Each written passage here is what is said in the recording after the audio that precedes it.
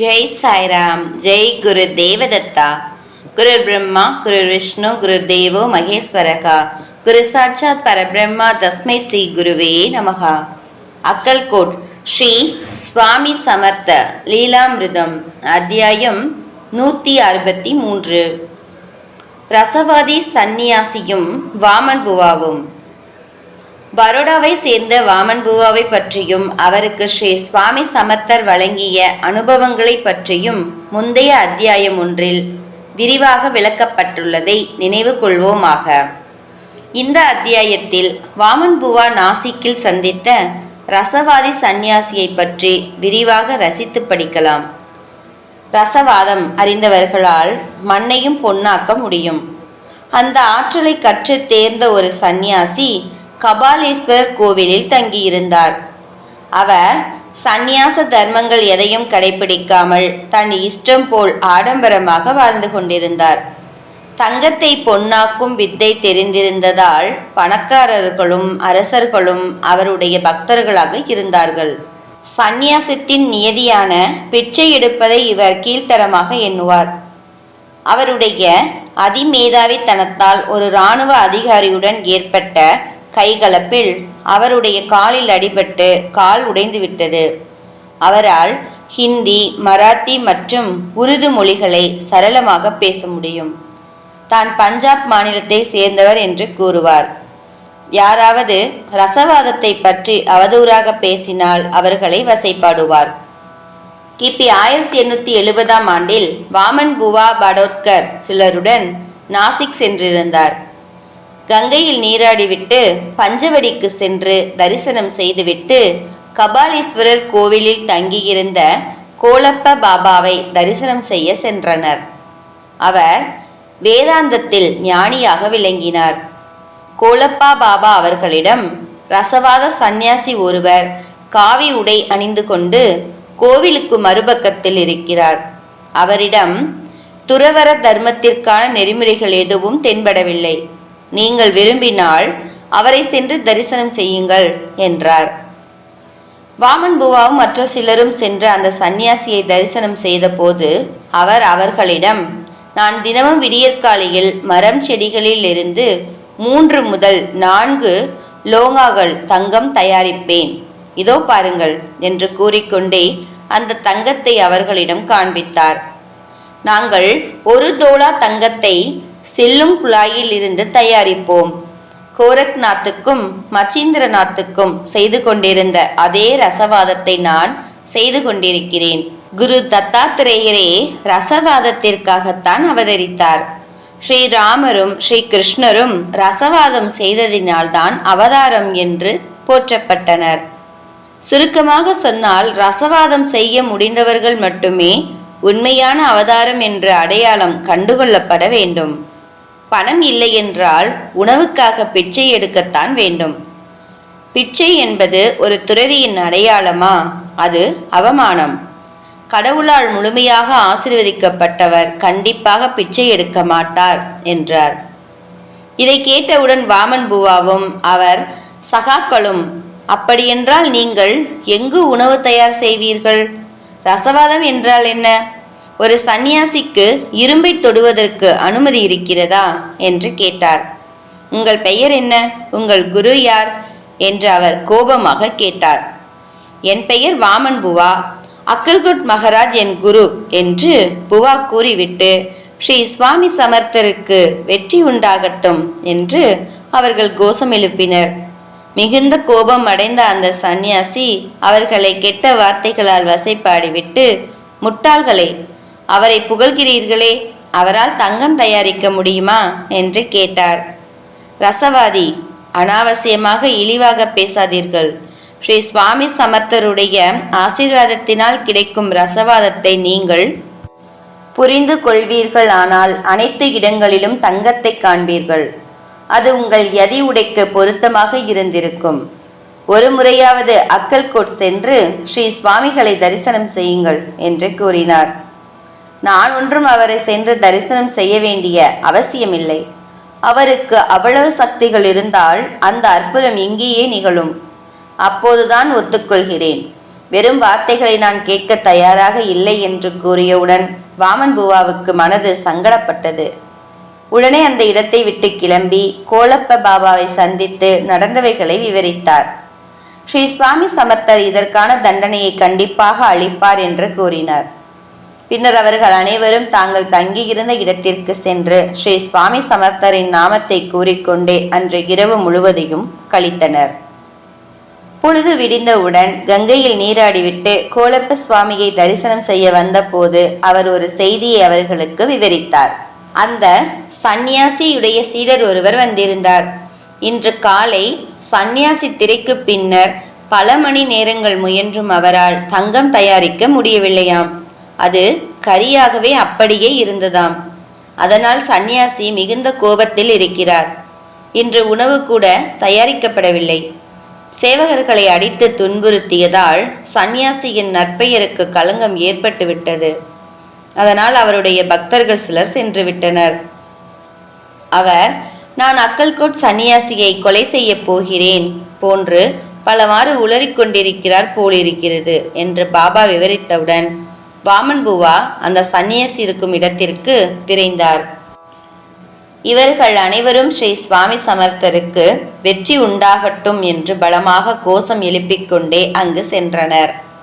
அவர்களை கண்டவுடன் கோபத்தில் அவர்களுடைய தலையை உடைக்க ஒரு பெரிய பாறாங்கல்லை தூக்கி கொண்டு கெட்ட வார்த்தைகளை கூறிக்கொண்டே செத்து மடியுங்கள் என்று கூறியவாறு ஓடி வந்தார்.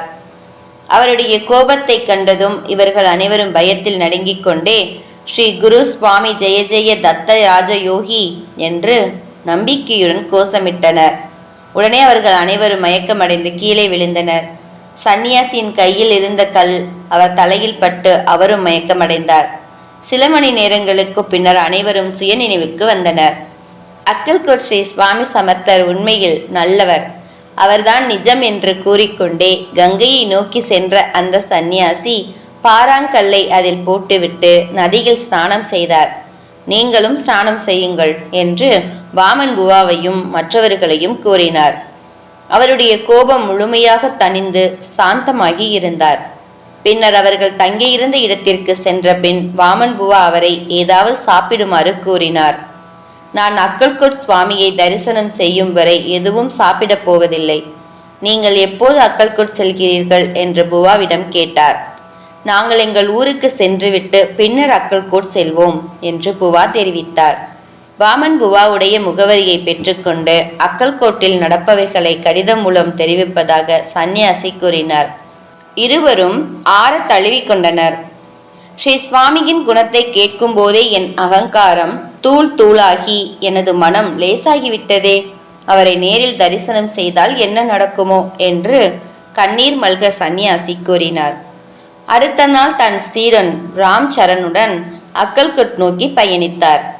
அக்கல்கோட்டில் அவருக்கு நேர்ந்த அனுபவங்களை ஒரு கடிதம் மூலம் வாமன் பூவாவுக்கு தெரிவித்தார். வாமன் பூவாவுக்கு அவர் எழுதிய கடிதம் இங்கு உங்களுக்காக. வாமன் பூவாவுக்கு, நான் ராம் சரணுடன் அக்கல்கோட் வந்தடைந்தவுடன் மகாராஜை தரிசனம் செய்ய சென்றோம். அப்போது ஸ்ரீ சுவாமி காஸ்வாக்கில் உள்ள மாடுகளுக்காக அமைக்கப்பட்டிருக்கும் நிழற்குடையில் கட்டிலில் இளைப்பாறிக் கொண்டிருந்தார். பக்தர்கள் அவரை சுற்றி அமர்ந்திருந்தனர். ஸ்ரீ சுவாமி அவருக்கு முன்னால் வைக்கப்பட்டிருந்த பழங்களை வைத்துக்கொண்டு விளையாடி கொண்டிருந்தார்.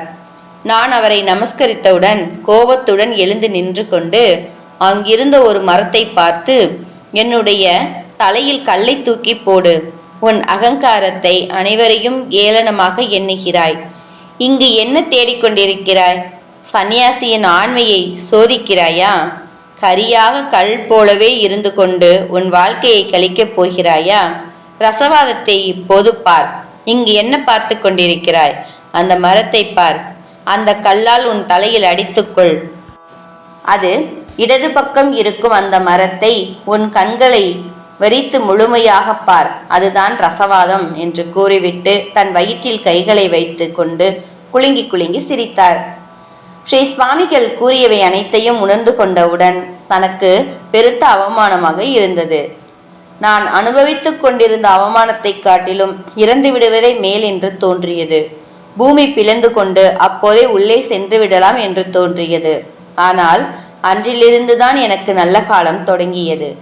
குருவின் தரிசனத்தால் தன்யனானேன், தூய்மை அடைந்தேன். உங்களுக்கு மீண்டும் மீண்டும் என் நன்றியை தெரிவித்துக் கொள்கிறேன். கடவுளே, என்னுடைய தீய நடவடிக்கைகளுக்காக மன்னிக்க வேண்டும். என்னுடைய இடது பக்கம் இருந்த வேப்ப மரத்தை பார்த்தவுடன் அதிலிருந்து தண்ணீர் சொட்டியது. அது தங்க நிறத்தில் ஜொலித்தது.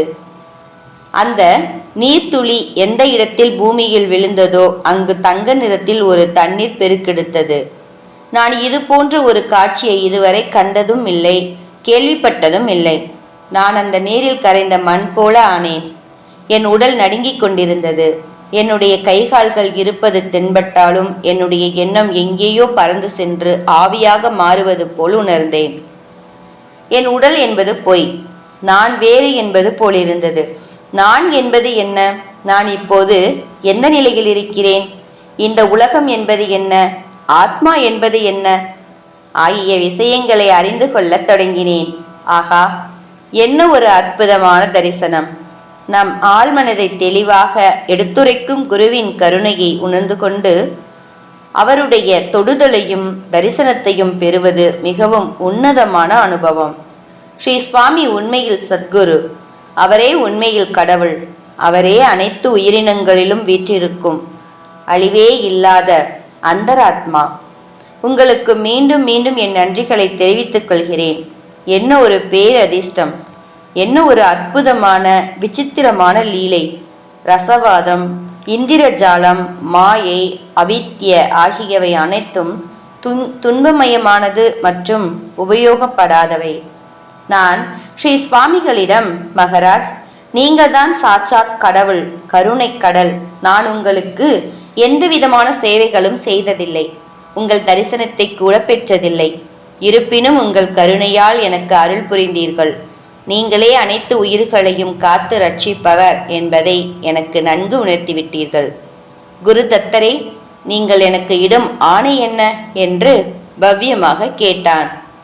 மாகூர் காட்டுக்கு, இது பிரசித்தி பெற்ற தத்தாத்ரேயர் சேத்திரம், சென்று அங்கு அமைதியாக அமர்ந்திரு என்று அன்புடன் தத்த திகம்பரர் கூறினார்.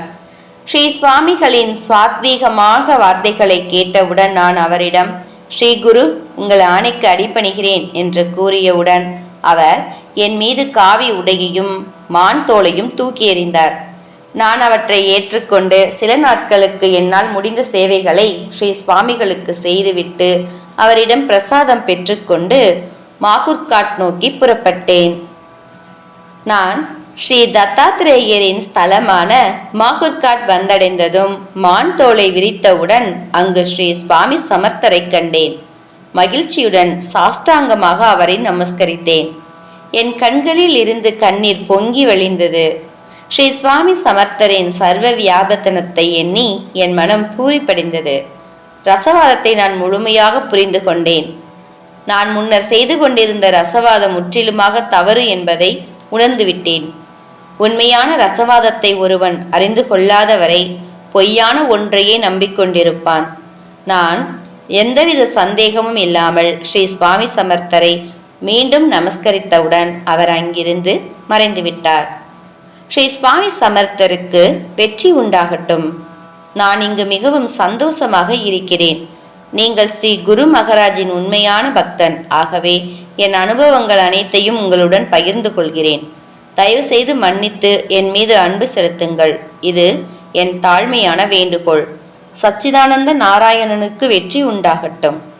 இவ்வாறு நன்றி மல்க ஒரு கடிதத்தை வாமன் புவாவுக்கு அந்த சந்நியாசி எழுதியிருந்தார். அதை முழுமையாக படித்து அனுபவிக்கும் பாக்கியம் நமக்கு கிடைத்தது. ஸ்ரீ சுவாமி சமர்த்தருடைய கருணை தவிர வேறொன்றும் இல்லை. ஸ்ரீ சுவாமி சமர்த்தரின் அருள் ஒருவருக்கு எந்த நேரத்தில் எந்த சூழ்நிலையில் கிடைக்கும் என்பதை எவராலும் ஊகிக்க முடியாது.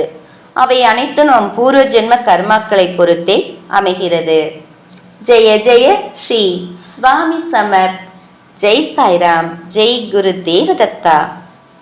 அனந்த கோடி பிரம்மாண்ட நாயக ராஜாதிராஜ யோகிராஜ பரபிரம்ம ஸ்ரீ சுவாமி சமர்த்த மகராஜ் கி ஜெய்.